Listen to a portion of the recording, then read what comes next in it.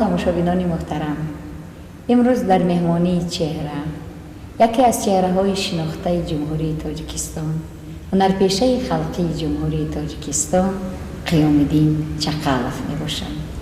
خوش آمدید به برنامه ما. سلامت باشید. آغاز میکنیم از سوال نخستین.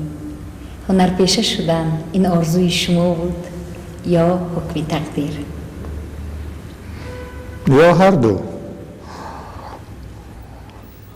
از جوانی شغل داشتم به این کسب و به این کار. بارها با کسب و کار را دیگر کردیم. آخر تقدیر همین بود است که به همین کسب و کار خداوند تبارک و تعالی ما را رخصت داده بود است. آرزو و امیدهامان جامعه عمل پوشید و این کسب پر افتخار را پیشه کردیم و تا امروز در خدمت خلق و وطن هستیم. چند سال باز در تئاتر کار میکنید؟ از سال 1975 از ماه سپتامبر تا این جانب در همین بارگاه هنر ادای خدمت کرده شدیم. نقش اولینتون رو در خاطر دارید؟ دارم. قدم اولینم رو در این بارگاه هنر به یادم هست که بعد ختم دانشکده عالی ما رو برای راه خط وزارت فرهنگ به همین بارگاه هنر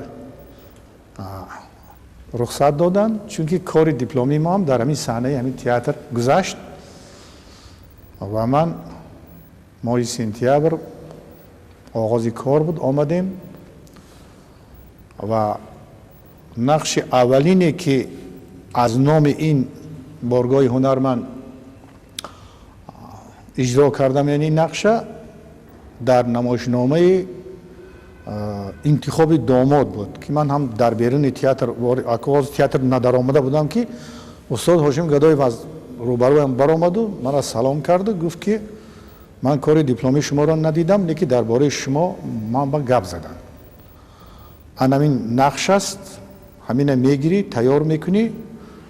تئاتر گاسترول رفته شده است وادی قرانتبه رایون شهر توس. همین نقش در راه تیار میکنی بازی میکنی. حالا تئاتر ندارم بودم، من همینجا سپارش دادم میخواد.